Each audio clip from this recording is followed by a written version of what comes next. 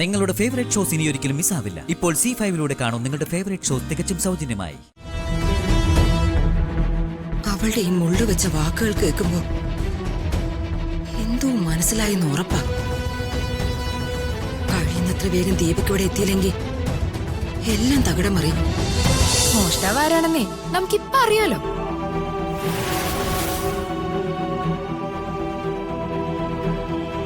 രാജു, വേഗാവട്ടെ. അവരൊക്കെ ഇങ്ങ് വരുന്നതിന് മുമ്പ് നമുക്ക് അവളെ എവിടെയാണെന്ന് അറിയണം. അല്ലെങ്കിൽ നാണക്കേടാ. പോറ്റി കേടില്ലേ, നമുക്ക് അധികം സമയമില്ല. ഞാൻ പറഞ്ഞില്ലേ, ദതിക മേഡത്തിന്റെ ഭാവി വരാൻ ഇട്ടു കൊടുത്ത വളയാണ് പോയത്. ആരെങ്കിലും എടുത്തതാണെങ്കിൽ എന്നോട് അവരുടെ പേരൊന്ന് പറഞ്ഞാൽ മതി. വള ഞാൻ എവിടെയാണെന്ന് അവരെ കൊണ്ട് പറയിപ്പിച്ചോളാം. വേഗാവട്ടെ. ഇരിക്കാം.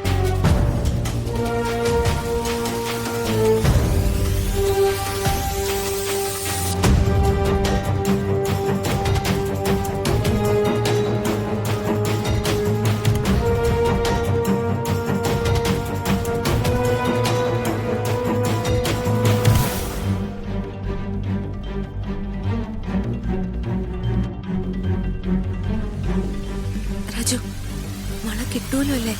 മാഡം പേടിക്കാതെ, ഇപ്പൊ കിട്ടുന്നേ. ഒരിക്കൽ അമ്മയുടെ മോതിരം കാണാതെ പോയി. പോറ്റിയാ മോതിരം എവിടെയെന്ന് കണ്ടുപിടിച്ച് പറഞ്ഞു.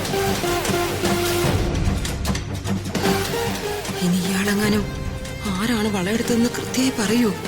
അങ്ങനെ പറഞ്ഞ ദീപക് വീണ്ടും പ്രതാപന്റെ മുന്നിൽ മോശക്കാരനാകും. പിന്നെ പ്രതാപൻ ഒരിക്കലും ഹൃതികയെ ദീപകിന് വിവാഹം ചെയ്തു കൊടുക്കാൻ സമ്മതിക്കില്ല. ദീപക് എവിടെയായിരിക്കും?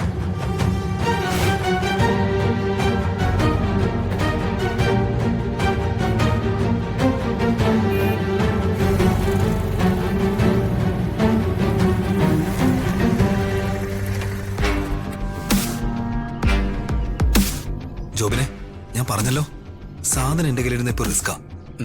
നീ ഇത് ഭദ്രമായി സൂക്ഷിക്കണം. അത് ഞാൻ ഏറ്റു. ഇതുകൊണ്ട് വേറൊരു പണിയുള്ളതാ. വിൽക്കുകയും പണയം വെക്കൊന്നും ചെയ്തേക്കരുത്. ഇല്ലെന്നേ. ദാ. എന്നാ വിട്ടോ.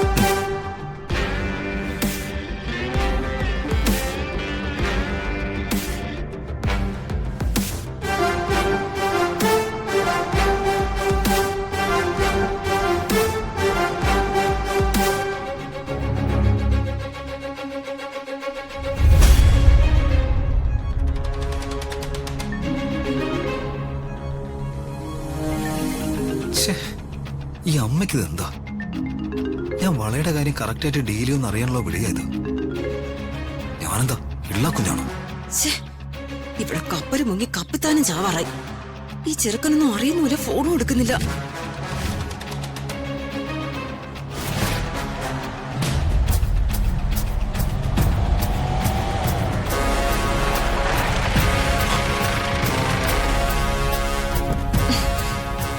അമ്മ എന്തിനാ വിളിച്ചത്?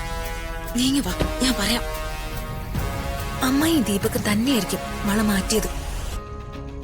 അതായിരിക്കും അമ്മായി ഇവിടുന്ന് മുങ്ങിയത്.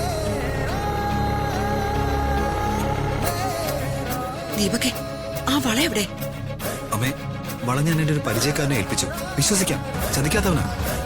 അതെ, ഇവിടെ നമ്മളോടുള്ള പ്രതാപന്റെ വിശ്വാസം പോകുന്ന മട്ട. എന്തുപറ്റി അമ്മേ?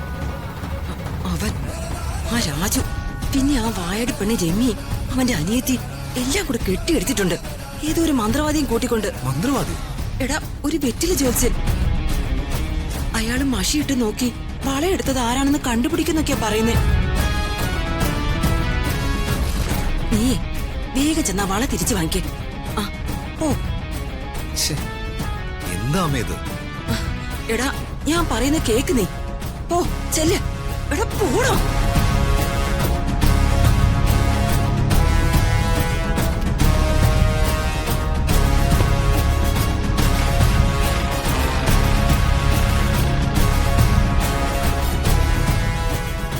എന്താമായി? എങ്ങോട്ടാ ദീപകിനെ ഇത്ര ധൃതി പിടിച്ച് പറഞ്ഞു വിടുന്നത്? അത് ഞാനെതിരെ നിന്നോട് പറയുന്നേ. ഞങ്ങൾ അമ്മയ്ക്കും മോനൂടെ കുറെ കാര്യങ്ങൾ കാണും. അതൊക്കെ നിന്നെ ബോധിപ്പിക്കണോ? അല്ല, നീ എന്തിനാ എന്റെ പിന്നാലെ വന്നത്? ഞാനും അത് അമ്മയെ ബോധ്യപ്പെടുത്തേണ്ട കാര്യമില്ലല്ലോ. എനിക്ക് തോന്നി ഞാൻ വന്നു. ദേ, എന്നോട് തർക്കുത്തരം പറയാൻ മാത്രം ആളായോ നീ? അമ്മായിയൊക്കെ കണ്ടല്ലേ ഞാനും വളർന്നത്. അപ്പോ കുറച്ചൊക്കെ എന്റെ നാവിനും മൂർച്ച കാണില്ലേ? ഓ ഹും. അല്ല, നിന്റെ കൈ കിടന്ന വള നീ എവിടെയാ കൊണ്ടുപോയി കളഞ്ഞത്? ഓ, ഒന്നും അറിയാത്തത് പോലെ. അമ്മായിക്ക് എന്താ തോന്നുന്നത്? എവിടെ ആയിരിക്കും ആ വള? എനിക്ക് നിന്നെയാ സംശയം. ആ, കൈ കിടന്ന വള പോയാൽ കല്യാണം മുടങ്ങുമെന്ന് അറിയാവുന്ന നീ നിന്റെ കയ്യിലെ വള ഒളിപ്പിച്ചു വെച്ചു. ആ കഥ കൊള്ളാം. അല്ല, അമ്മായി ശരിക്കും ദീപകിനെ എവിടേക്കാ പറഞ്ഞു വിട്ടത്? അതെവിടേക്കെങ്കിലും ആവട്ടെ, ആദ്യം പിടിച്ചു തൂങ്ങാതെ നീ കാര്യം പറ. എവിടെയാ നീ ആ വള ഒളിപ്പിച്ചു വെച്ചിരിക്കുന്നത്? അമ്മായി ഒന്ന് വെയിറ്റ് ചെയ്യ്. പോറ്റി മഷിയിട്ട് മന്ത്രങ്ങൾ ചൊല്ലാൻ തുടങ്ങിയില്ലേ? ഇനി ഏറിയ ഒരു 5-10 മിനിറ്റ്. ആരാ വള എടുത്തെന്ന് നമുക്ക് ഉടനെ അറിയാലോ. ഞാനാണ് എടുത്തെങ്കിൽ എന്റെ പേര് പോറ്റി പറയും. എനിക്ക് ടെൻഷനില്ല. അമ്മായിക്ക് ടെൻഷൻ ഉണ്ടോ? അമ്മായി പേടിക്കണ്ട കേട്ടോ, ധൈര്യമായിട്ടിരിക്കേ. ഇന്ന് നെഞ്ചുവേദനയൊന്നും ഉണ്ടാവില്ലല്ലോ? ഉണ്ടാവോ? എന്തെങ്കിലും നമ്പർ ഇടുവാണെങ്കിലേ പുതിയ നമ്പർ ഇടണേ അമ്മായി.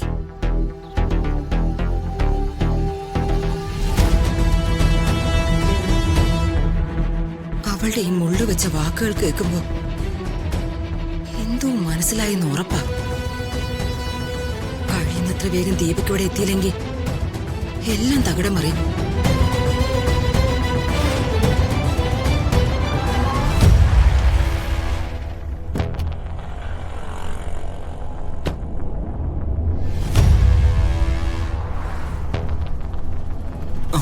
എടാ, നീ എവിടെയാ?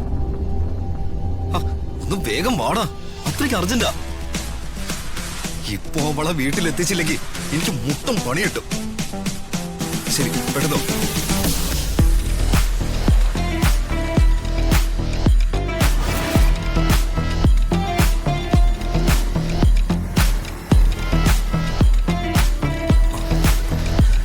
വള എടുക്ക, വേഗം എടുക്ക.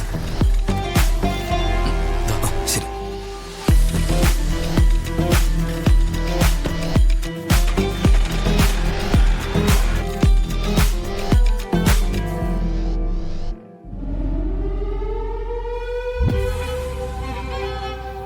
ചേച്ചിയുടെ പേടി കണ്ടോ? അപ്പോ നമ്മളെ ചേച്ചി എടുത്ത് മാറ്റിയതാവാനാ സാധ്യത. എനിക്കും അത് തന്നെ തോന്നുന്നത്. ഇപ്പൊ അറിയാലോ സത്യം എന്താന്ന്. അമ്മായിയും ദീപക്കേട്ടനെയും മിക്കവാറും വെല്ലിച്ചും പുറത്താക്കുന്ന ലക്ഷണമുണ്ട്. അങ്ങനെ തന്നെ നടന്നാ മതിയായിരുന്നു.